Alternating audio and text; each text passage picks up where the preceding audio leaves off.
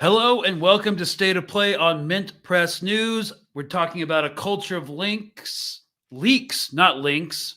Although, we do like large game cats on this show, but a culture of leaks, how it endangers Israeli society and showcases internal dissent. So again, hello and welcome to State of Play on Mint Press News, an editorial geopolitical news show hosted by myself, Greg Stoker, a former U.S. Army Ranger who once made the unfortunate 18-year-old decision to fight in the equally unfortunately named global war on terror, which is one of the biggest U.S. foreign policy hoaxes of all time.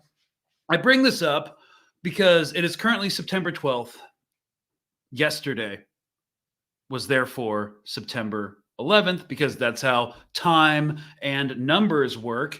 And by God, the 9/11 propaganda was intense on the generally right-wing platform of X, formerly Twitter. So we lived through 9/11 and the subsequent 20 years of war, and all we got was this lousy national security and surveillance state.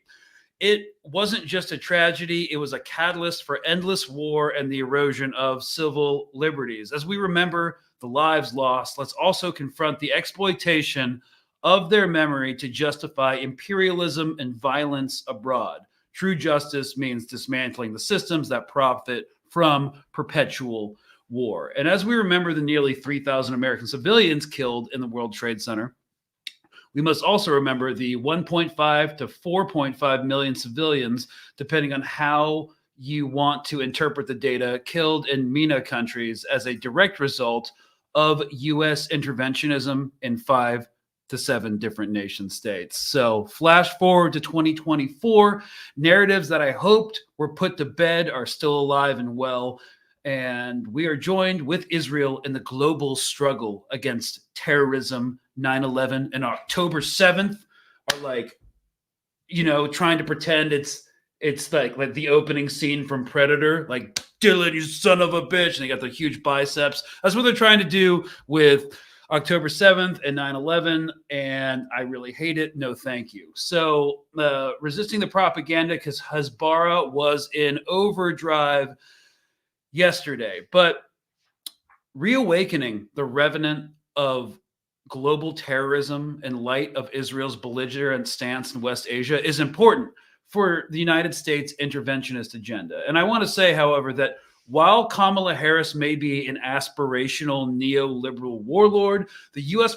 political and military apparatus is not a monolith. The Lindsey Grahams and the Netanyahus of the world will always call for war and escalation. But just like any group of people, there will always be dissent and cross purposes. So tonight on State of Play, we discuss the reality of internal dissent and degrading security within the Israeli establishment through examining their culture of leaks. That's what I'm calling it, meant to influence public opinion and damage political enemies. and also sway people in the West into continuing to support Israel in their wars. We're going to look at the footage leaked from the Sde Teiman torture camp. Someone can correct me in the comments how you pronounce the torture camp thing, and its connections to Western funding. The false torture report attributed to Sinwar and leaked right-wing Hebrew media, and leaked to right-wing Hebrew media and a right-wing German newspaper, and the ongoing drama over the occupation of the Philadelphia corridor as case studies. So, as internal dissent mounts, this culture of leaks will become more uncontrollable and self-destructive, especially now that they are looking for a new military operation against Hezbollah, which is crazy. Because, we're almost a year into this, right? And it's not stopping. So I'm going to, before we get into the episode proper, start bringing back more gallows humor into this. And what I really started when I got prominent on this issue was basically just talking a lot of trash about the IDF, the IOF. And I'm just going to bring that back real quick. So while everyone's still filtering into the live, I just had to show this horrendous footage from you. There is profanity in this. Okay. Back to my roots, talking shit. Just checking out the world's most undisciplined military. Let's look at these champions. So you guys know what you should do when you're assaulting a hostile compound? Line up in front of the breach. No cover behind the actual concrete walls, just in front of the door. So if someone has an AK-47, you can get the business. It's like mosey on in there. Hey guys, what's going on? Sense of urgency, check. Violence of action, check. It's almost like they know no one's in there that poses a threat to them. Or maybe they are just this dumb, lazy, and incompetent. I don't know. I'll leave that up for you to decide in the comments. Okay, now I know that these conscripts right here are elite as fuck. You know how I know? Because she is looking through her scope to just scan for targets, literally giving herself tunnel vision, and she can't see shit. I don't even know why she's at the high ready, like ready to engage targets. Also, this is how I know you're elite, because when you have a serial numbered weapon assigned to you and you're terrified of it, terrified of holding it, terrified of pointing it. Seriously, that's how we know you're top tier, and we should definitely be funding you. More of this, please. It's been like a year, and they're still just fucking lost. Just looking completely lost, breathing with their mouths. Like, seriously, where are you on the map, Lieutenant? Should totally invade southern Lebanon. I'm sure it'll work out for everybody. Yeah, so we're almost at the year mark of this, and they still haven't learned. But yeah, they're still acting just as belligerent, and now they're talking about. Yoav Gallant said today that Hamas was destroyed as a formation. I've never heard that military parlance before. Obviously, they have been degraded, but they're still operational and conducting ambushes and planting IEDs and conducting sniper operations. So I'm not sure what he means by that, but I think they've got this West Bank Operation Summer Camps, which is just a land grab, and then they're going to orient north and try something against Hezbollah. They've been talking about doing that for a long time. They still haven't been doing it, so we'll see. It could just be more hot air because people in the north, the settlers in the north, are really not happy, and they feel like their government has abandoned them. So sad. So, all right, Patreon plug before we dive in. Independent newsroom. We're like demonetized on everything. If you would like to support the channel and the endeavors of Mint Press and non-corporate watchdog journalism, you can hit us up on Patreon, linked in the description. $5 a month goes a long way. And if you're like, nah, I'm not about that life, like the stream and just drop a comment for the algorithm gods. We're just happy you're here, and anything helps. Also subscribe if you'd like.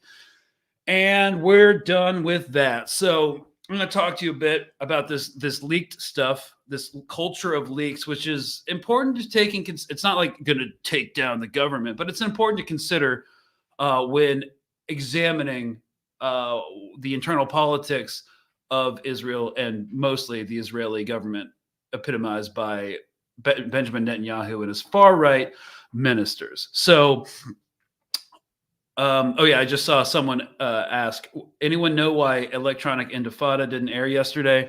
Yeah, they got censored. I think they were reporting on, correct me if I'm wrong, it was Something about the UK? Yeah, I don't know.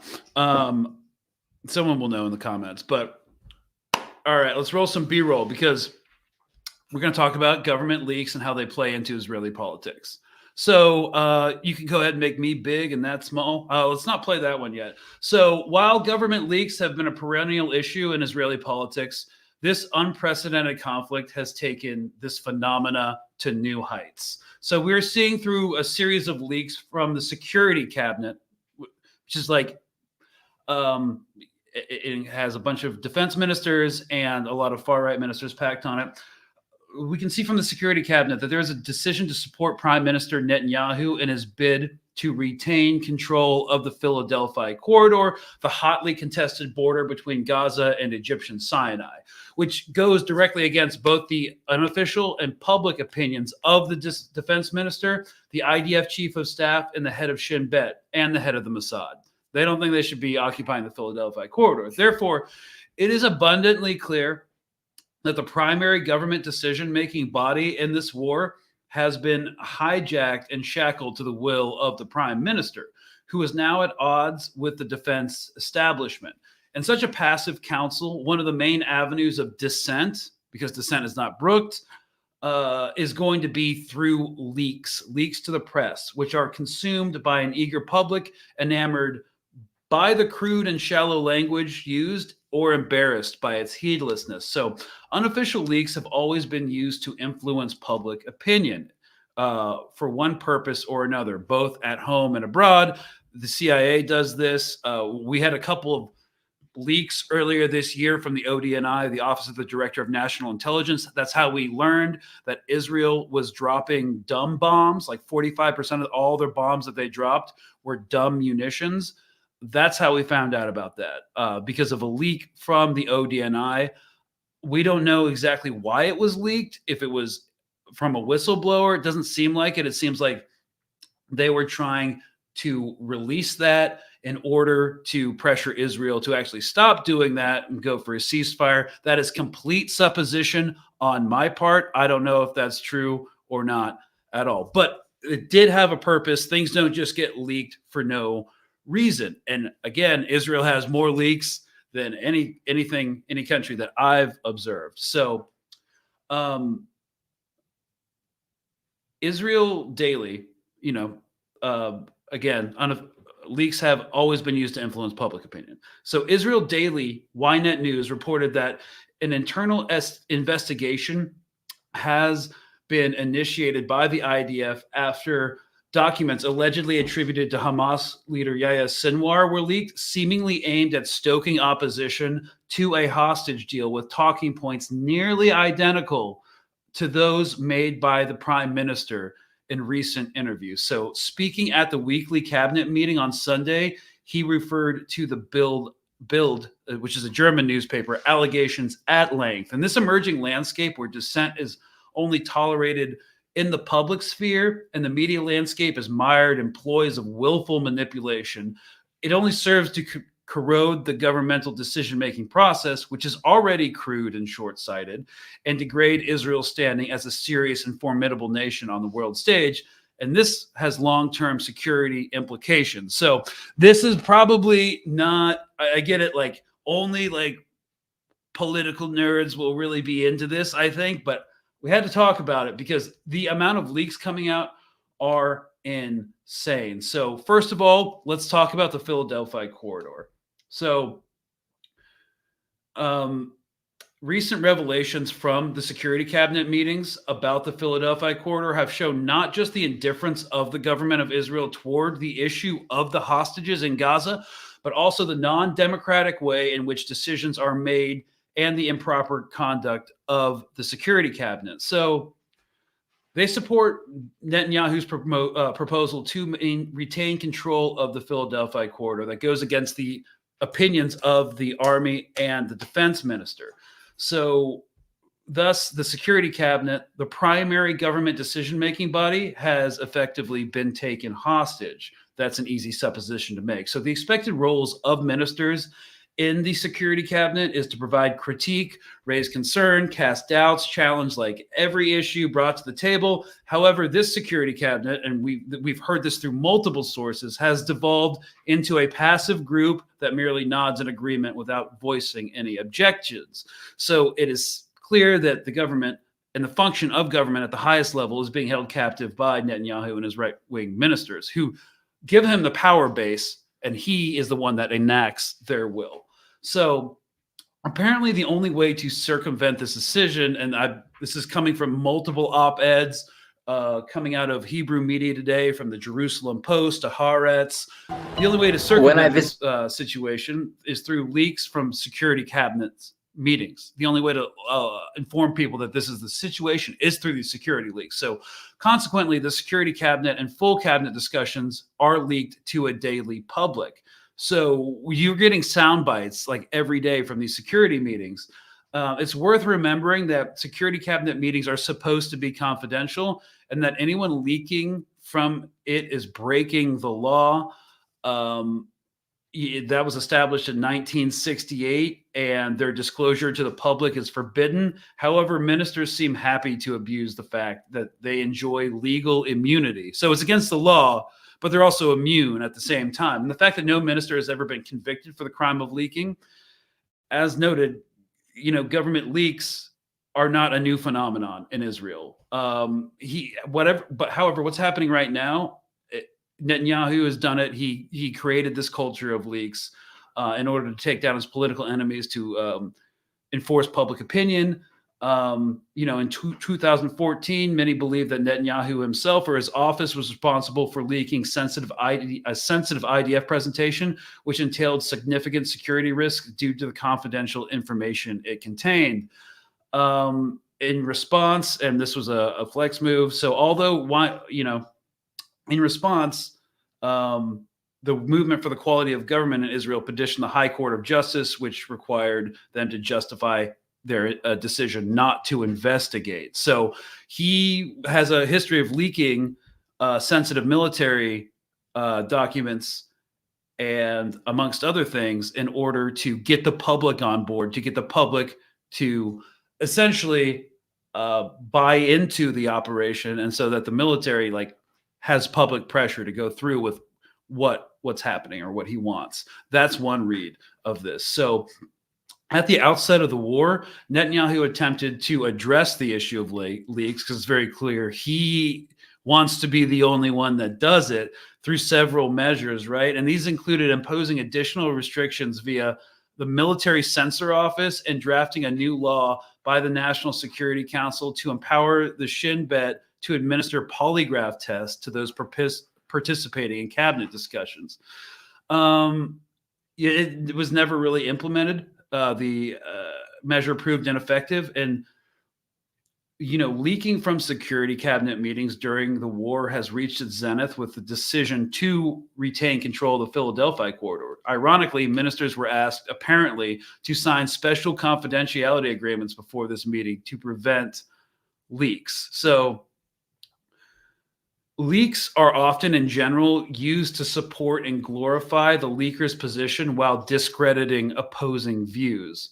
In the current context of the war, leaking has become a primary tool for challenging the government's uniform stance. So, Netanyahu has played a significant role in shaping this culture of leaks, and he's now grappling with the consequences of his actions. It's now completely solidified. Hey, my video lagging? I think playing all these videos is messing with my MacBook Air. So the Israeli army has begun investigating where some of these leaks came from. So investigating one of the big things that happened right now. Netanyahu's doing this big push, and I'm trying to explain the dynamics of the ceasefire. He clearly doesn't want a ceasefire. Everybody knows this. That he doesn't want this, but he's using a campaign of misinformation and leaks to influence public opinion, not just because he doesn't want to be seen as the one who's stopping the ceasefire, right? He wants to be seen as the one who is trying to get it done, but it's Hamas's fault. So what happened recently is my computer's taking a freaking, it's lag. Sorry. What happened recently, and we brought up the Philadelphia corridor, was that the Israeli army is currently investigating leaks of documents allegedly attributed to Palestinian group Hamas to foreign media. So Ynet News said an internal investigation was launched by the army after documents allegedly obtained from Gaza were leaked to foreign press, an alleged attempt to influence public opinion on a hostage swap. And what these documents were, it basically was a torture guide on how to pressure the Israeli public by torturing the hostages. We know that that didn't happen. So the outlet said that the leaks of the documents enhance Prime Minister Netanyahu's hardline position on the swap negotiations with Hamas. According to the article, this issue is expected to increase tensions between the security establishment, which is very unfavorable to Netanyahu at the moment, which has already reached a new peak, their disagreement, and following, because they want a deal, he doesn't. So while the army does back the efforts to reach a prisoner swap with Hamas, Netanyahu opposes any halt of the ongoing war in Gaza. So he wants to obtain control of the Philadelphia corridor. The security establishment wants a ceasefire because they're fighting on multiple fronts and they can't sustain it. Anyone with defense experience understands this, but his goal is for a messianic Eretz Israel. So leaking these documents, it wasn't forged documents, to a newspaper called Bild, which is a German publication. It found what Ynet News found out, that the Israeli army examined the alleged documents, which described a whole torture doctrine in order to influence the Israeli public, found it was not written by Hamas chief Yahya Sinwar, but was a proposal from a mid-level Hamas official. Of course, we can't trust anything that comes out of Israel, but if the military, of course, we don't trust them when it comes to like what their strikes were, what their casualties are, but I do find it believable that a mid-level official wrote a doctrine that was not associated with Sinwar at all about, a policy of torturing captives in order to put political pressure on Israel. So, we're seeing footage right now of that completely juxtaposed with what Israel's doing right now. So, of course, Israeli citizens will never care about what's happening to Palestinians, but there was a lot of outrage over this supposed document leaked into Bild, a German magazine. And the reason it was leaked to Bild and not necessarily to Hebrew media first is very transparent. It's because they want a certain bias towards them coming from the West against the hostage deal. Because again, we've seen all these bring the hostages home protests. They've been shutting down Tel Aviv. They've been doing property destruction, and he always goes for foreign support when his domestic support is drying up. So that's why we can interpret the leak to Bild being associated with from his office, because the IDF, the military, said they're not sure where this document comes from. So their statement was, an examination of all the databases of seized materials collected since the start of the ground maneuver in Gaza revealed that no one in the military intelligence unit to which this material is directed, and the intelligence community in general, has any idea about it or who is behind it. So this is a campaign, and this is still part of their statement. This is a campaign to influence this is from Ynet News, excuse me. This is a campaign to influence the Israeli public. We are not dealing with politics, but a completely wrong move, and we are determined to find the person or party behind it. There's been no comment from Hamas on the alleged leaked documents. So one of the reasons that he brought this up, and one of the things I mentioned in the monologue, was that It was attributed to the Hamas leader Sinwar. It was seemingly aimed at stoking opposition to a hostage deal with talking points nearly identical to those made by the prime minister in recent interviews. So, yeah. And if we're looking at the current state of play with the manufactured Philadelphia issue and the hostage deal that is not coming to fruition because of it, well, let's look at some mainstream media analysis and talk about it in the context of what the government is choosing to leak and opposing officials are choosing to leak. Well, it's interesting that the proposal is being made and being made public.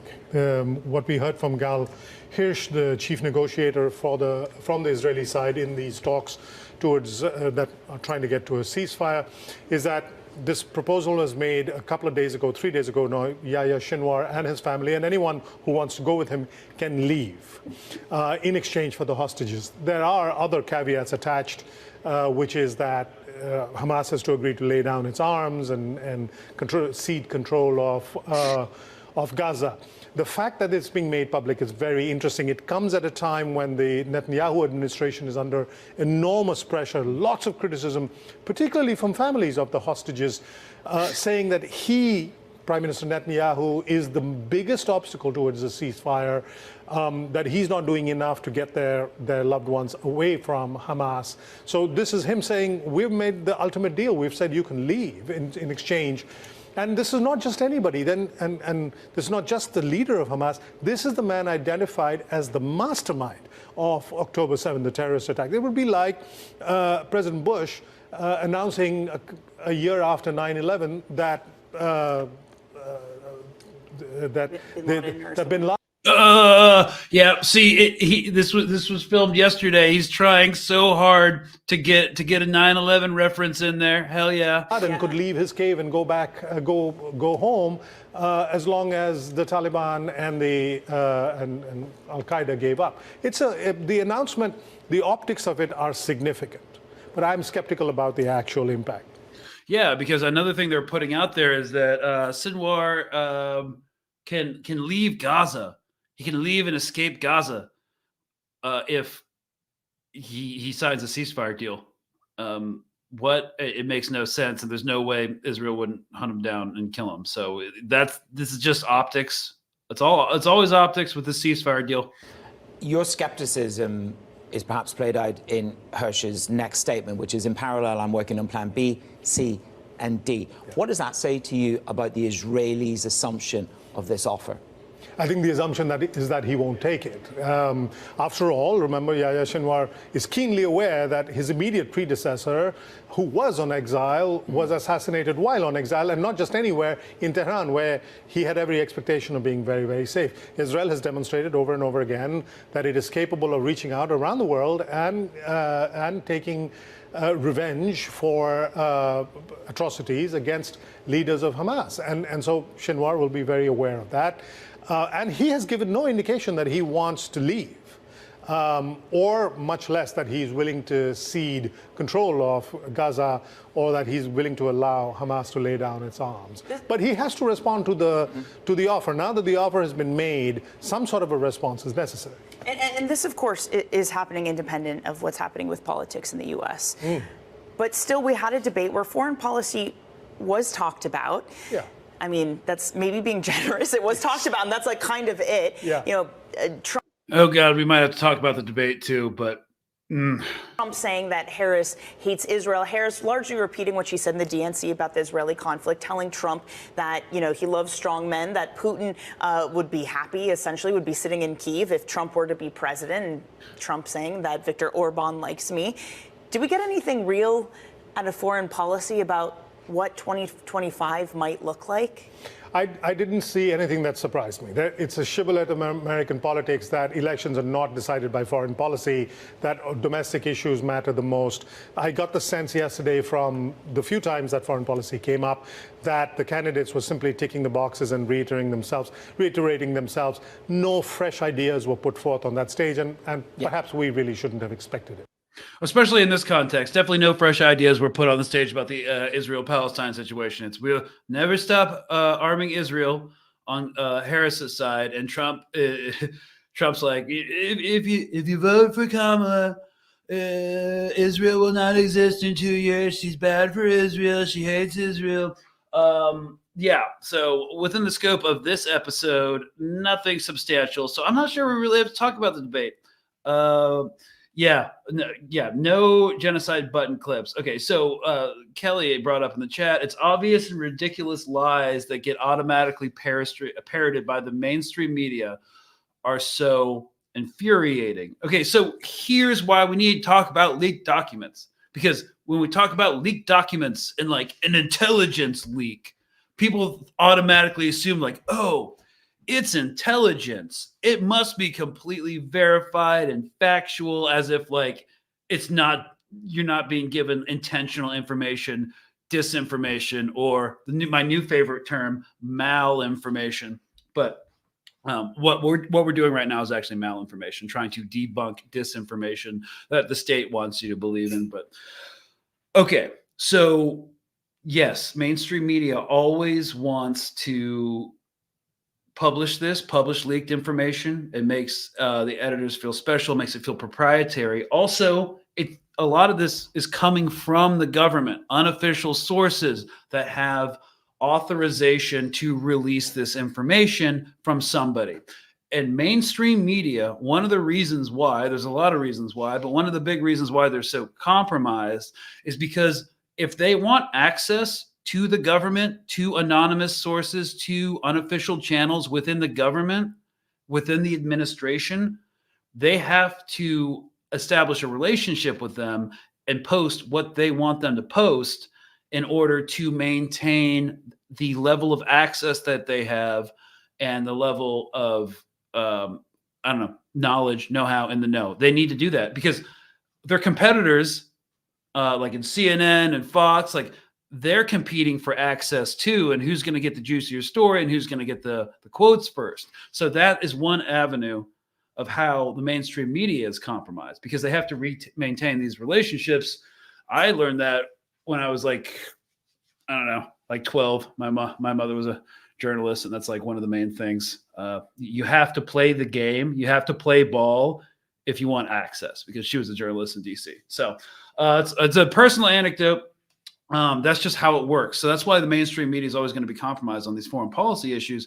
And even you've got this Bloomberg guy saying, foreign policy issues, don't really win elections, which is actually true. So one of the reasons in the debate, and this is all I'm going to talk about, that Harris is not really concerned about, people losing votes over Gaza and Palestine is because it is long-standing conventional wisdom that foreign policy does not win or lose elections. And if we look at the past 20 years, since we brought up 9/11, and 9/11 was yesterday, so many people were against the war, but it didn't change anything. Obama didn't lose because of his drone strike program or because like the Syrian civil war happened. Well, that was the second term, because there is long-standing understanding that when it comes down to elections, people will vote their interest. And what is a foreign war? It's not here. It's somewhere else. It's in the Middle East. We use West Asia now, but it's in the Middle East. And that's what happens in the Middle East. That's what those people do. And that's why a lot of support that you've seen before Harris was a candidate, and when people thought Biden was going to run and lose to Trump, have like kind of left the movement, kind of like peeled off, because they realized, oh, okay, I don't really need to worry about foreign policy anymore because like I was resigned under Biden. So I was like going to fight. But now that Harris is a viable candidate, so I do agree with that pundit's assessment that foreign policy does not change elections. People vote domestic issues. Now, that was a big tangent that brought in the mainstream media, one avenue of it being compromised, why leaked documents matter to it, how they interpret it. They want to publish the fancy new sparkly stuff, essentially. So that's why it doesn't get that's why it's going to get a lot of media traction. So we've talked about the terror papers that were supposed to be like they're torturing detainees in Gaza, and it's meant to manipulate the public and compromise Israel. So we have to harden our hearts and make sure that we don't compromise with terrorists. Of course, it was a completely fabricated report, not associated with any sort of Hamas commander. But the media did pick it up, and if you are on Twitter and you saw the right-wing posts, yeah, they bought it hook, line, and sinker, especially Fox News. So they reposted that, and it's been since debunked. But that's one of the things that's one of the reasons why you leak information. It's to solidify public support and manufacture consent. So one of the big things hasn't been talked about, and that was also leaked, but for different reasons, and it was equally damaging to Israel, but that's not why it was leaked, so that it could be damaging to Israel. And that was the U.S. and Canadian funding behind Israeli soldiers accused of rape. So if we have B-roll of the camps, so one of the things that we brought up is like, why was this footage leaked? What was the purpose behind that? Well, one of the overwhelming theories is it was leaked because the camp was going to get shut down, and people didn't want it to get shut down. So they leaked that this mass torture program was happening at the torture camp. And they did that because they believed that it was going to influence public opinion enough to make sure that it stayed open. This is another way that leaks can work to influence public opinion. So, and in response of the sexual assault footage and this man's testimony about like what they were doing, a mob of right-wing, as you recall, extremists stormed the Teiman camp and later broke into the Beit Lit military base, where the detained soldiers who were arrested for this were being held. Among those detained were soldiers from Force 100 unit, which was resurrected at the onset of the war and has been responsible for guarding the detainees at the camp. They stormed the camp. They compromised military security. Nobody was prosecuted at all because like several Israeli lawmakers took part in the riots, including Otzma Yehudit's Jewish Power Heritage Minister Amichai Eliyahu, religious Zionist member of the parliament, and a number of others from the Likud, Benjamin Netanyahu's Likud party.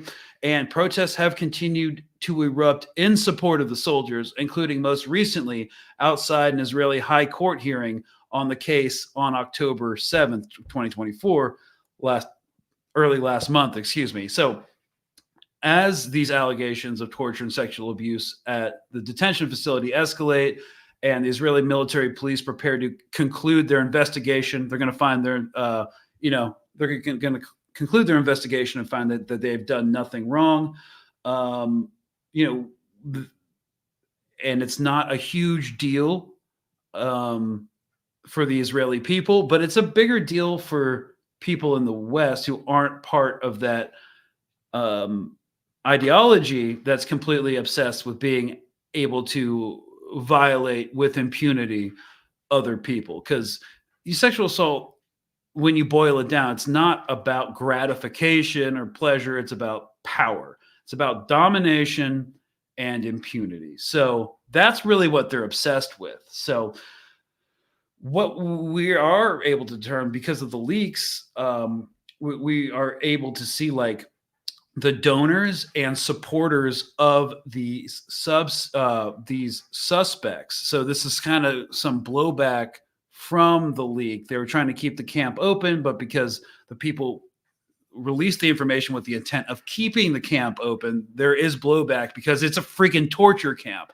So of course they're being some of the soldiers are being paraded on Israeli TV, but there is some interesting backing that they do have, and we wanted to touch on today. So this was an article from Mint Press. It's donors and supporters of the suspects.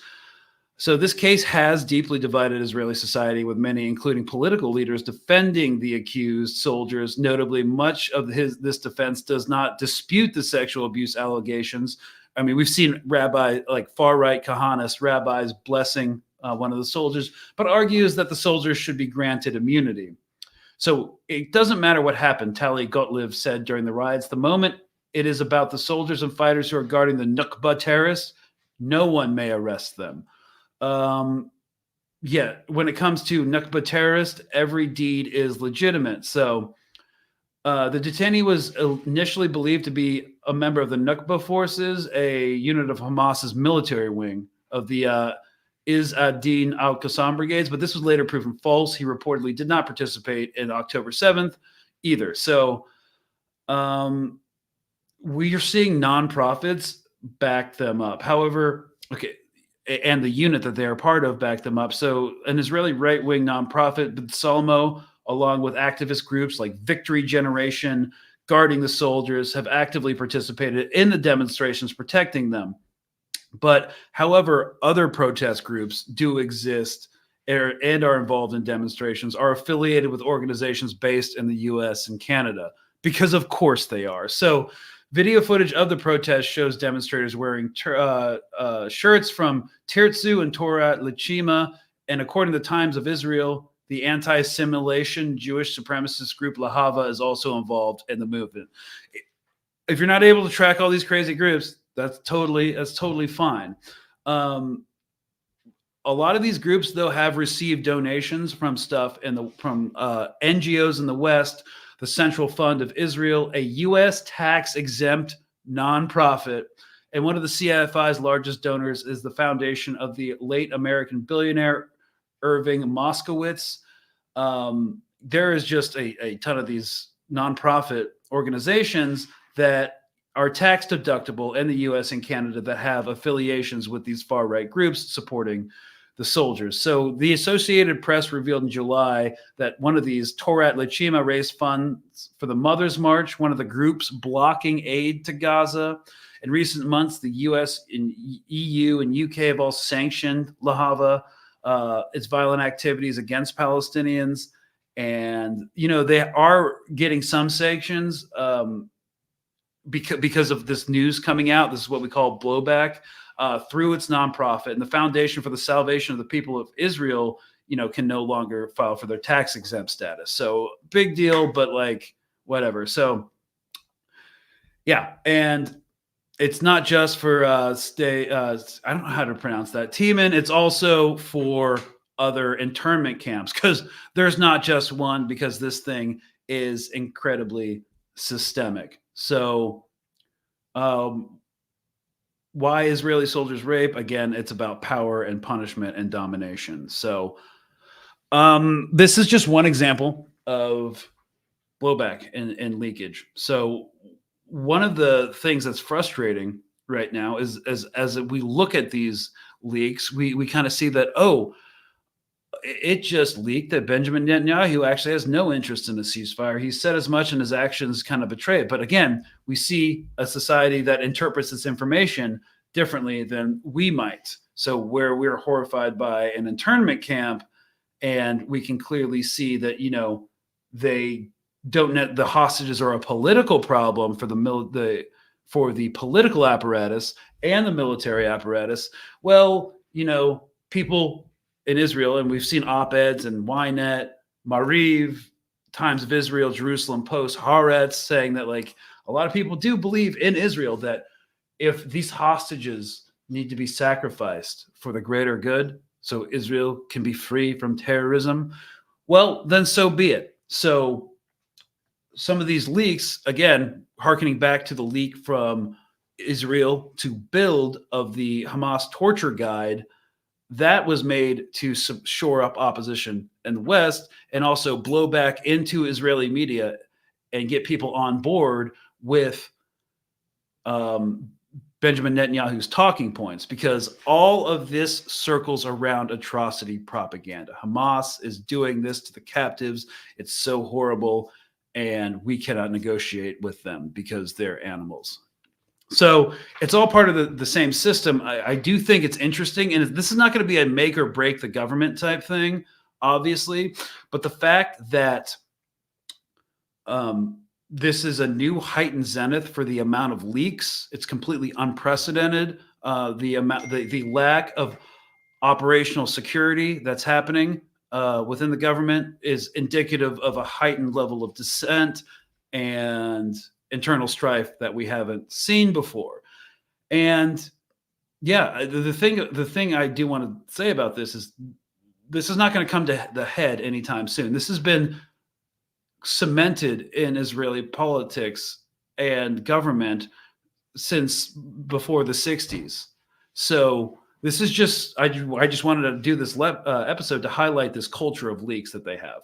I mean, we do it too, but no one does it as much as they do. And, for being like a fascist ethno-state, I will say that they do have a very vibrant media apparatus, and dissent is tolerated, which is kind of unique in terms of a media landscape that's so right-wing. But there it is. Even the liberal Zionists are, as we saw in the podcast with the two good Jewish boys, they said that everyone's down with blowing Gaza up, even the liberal Zionists. So I think that's one of the big reasons dissent is tolerated, because it's like, yeah, we disagree a lot on social issues, but the Palestinians, right? What are you going to do? So I wouldn't have any hope for a ceasefire anytime soon. This will go past a year. That's my prediction for sure. And the leaks that are happening are not meant to force the government in any ways. There's just internal political power struggles happening and dissent happening, but Netanyahu has the reins. And remember, even when it seems like he's on the ropes, he is the Houdini of politics. Like, he can get out of anything. So I'm not sure how this ends, but it's not ending yet.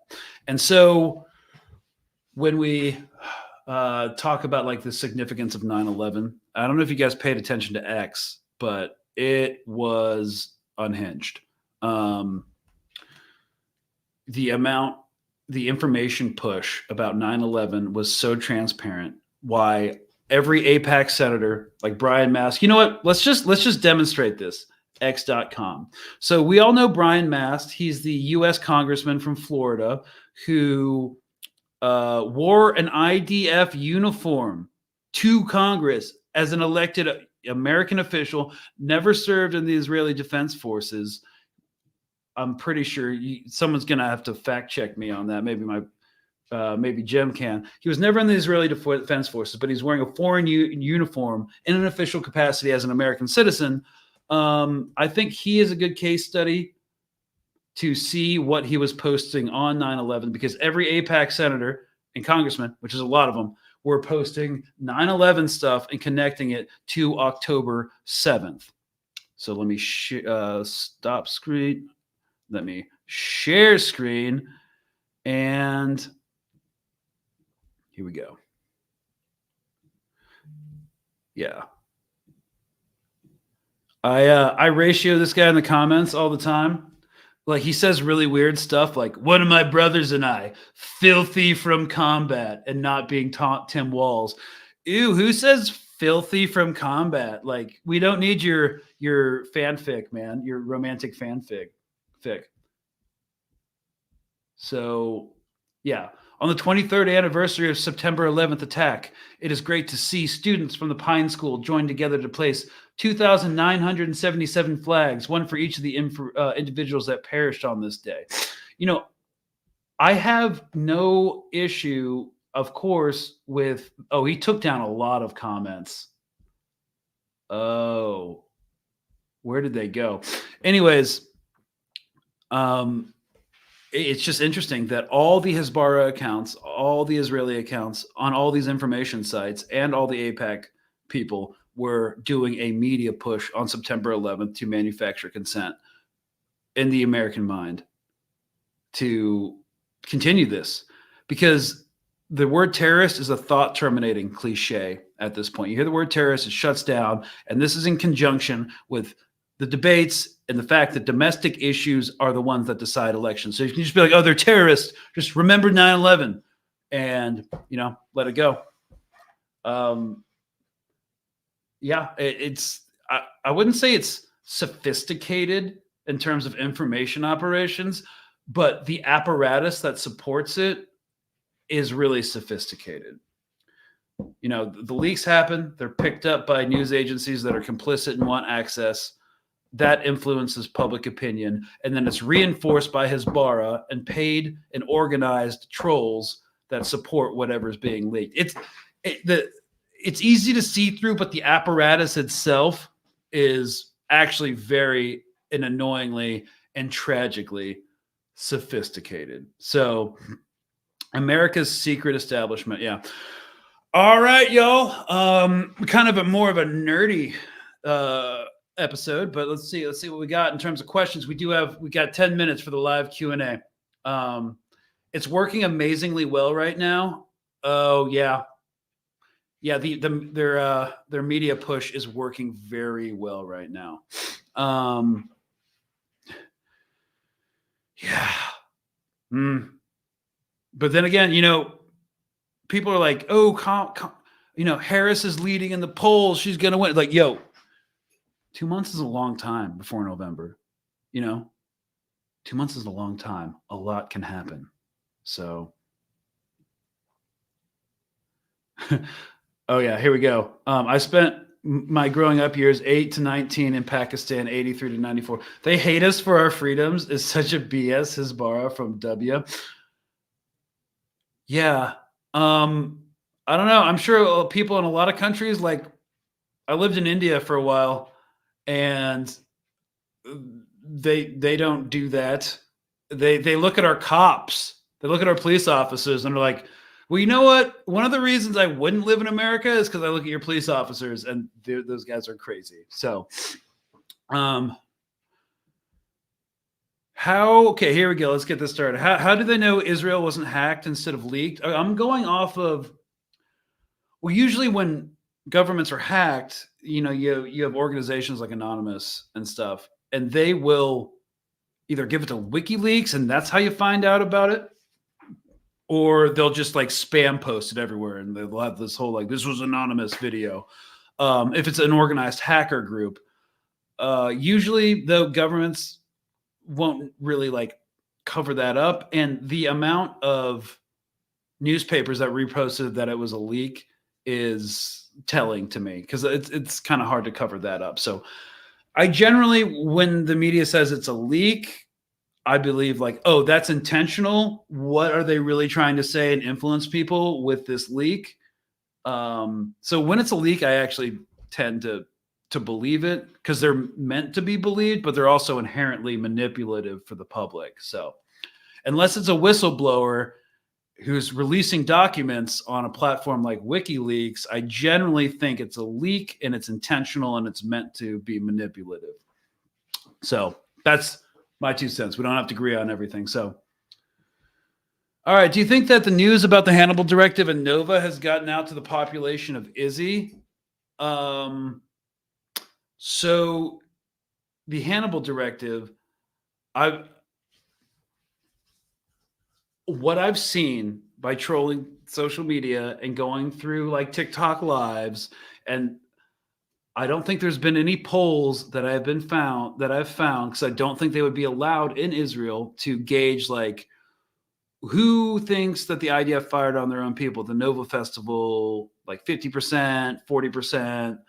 All I know is a very small sample group of people I've seen on social media, and the overwhelming impression is that they believe that was a false report put out by Haaretz and that was fake news. I do not believe that the majority of the people are allowing themselves to believe that the Hannibal Directive is still something that's in force and that was enforced on October 7th. So,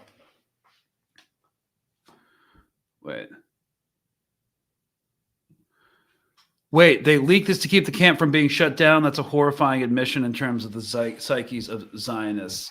So I'm not saying that this is completely 100% true. I don't think we'll ever know the motivations behind the leak, but this was taken from multiple op-ed pieces across the Hebrew media landscape. So some people living in Israel do definitely think it was to keep the camp open. And I tend to entertain that as a distinctive possibility because of the response that happened. They rallied around these soldiers, and the public pressure was so much that they'd be like, okay, yeah, we're not going to investigate. They can go free.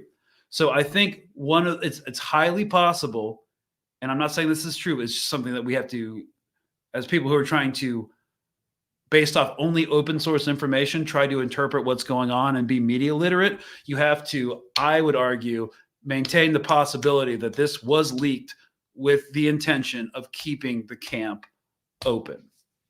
That's the argument I'm making. I'm not saying that that's 100% fact. We're not going to ever know. So, well, I mean, I don't know, the CIA might release a paper in 30 years and be like, hey, you know, everything you thought that happened, it totally happened. Like, what are you going to do about it? Huh? What are you going to do about it, guys? So I instinctively, though, this feels like a correct-ish supposition for me.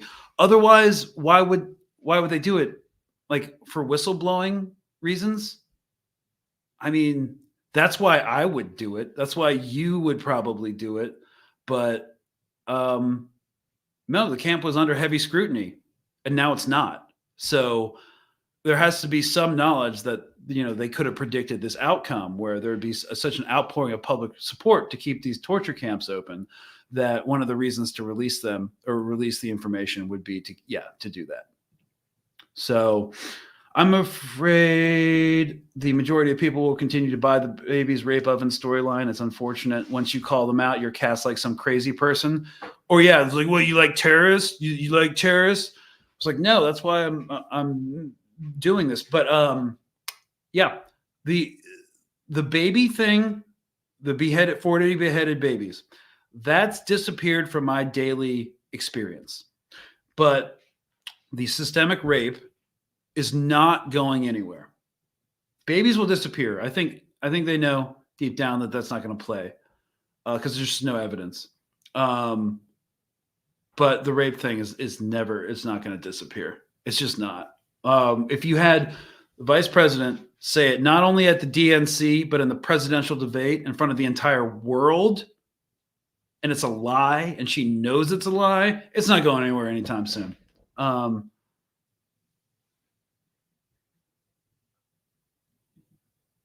Yeah. Maybe they're all fighting in the Knesset. Maybe someone angry is leaking from the inside. No, that's definitely happening. I only talked about 3 different leaks, 3 of the big ones, but there are leaks every day in Hebrew media. And some of it's from dissatisfied cabinet members. Again, this culture of leaks insane. So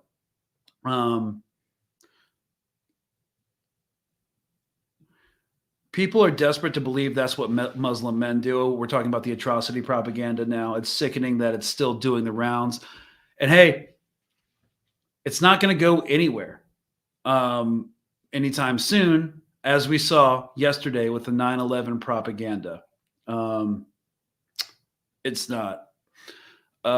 So, yeah, we can keep looking forward to this narrative. Especially, people are going to put a lot of work into keeping this narrative alive now that there's an active conflict in the Eastern Mediterranean, and now that people in Washington are pushing for a war or an open confrontation with Iran, which would be insane.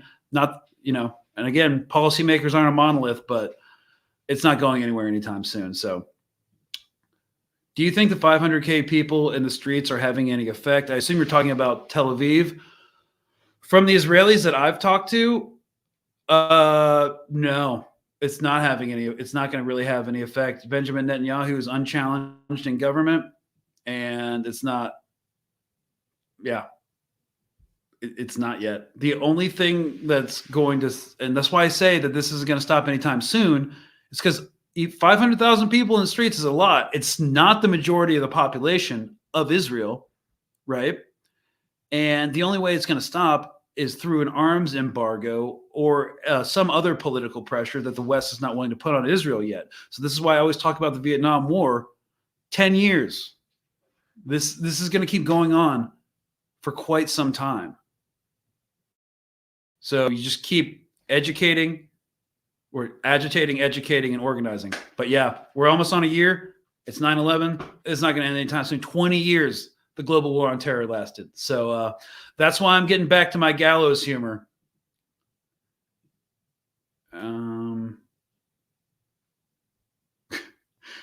Yeah. And I want to leave you on a more cheery note, but that's why I'm going to resurrect my gallows humor. So, well, guys, that's the whole leak thing. Always be suspect of leaks coming out of Israel and what the real purpose is behind them. Now that we're trying to expand our media literacy going into year 2 of hardcore Hasbara. So, yeah, a bit more of a cerebral one, but hope you all enjoyed it, and we'll see you next Monday. I am potentially going to be interviewing Professor Butch Ware who's the VP pick for Jill Stein. So there should be an adversarial interview. I'm going to be like, why would we vote for a Green Party? Like, do you want Trump to win? He'd be worse for everybody. So he's going to go through all those talking points, and it should be an interesting interview. So that's what I think Monday. So hope to see you then. My computer's lagging for some reason. So I hope to see you guys next time. Have a great weekend, if that's even possible.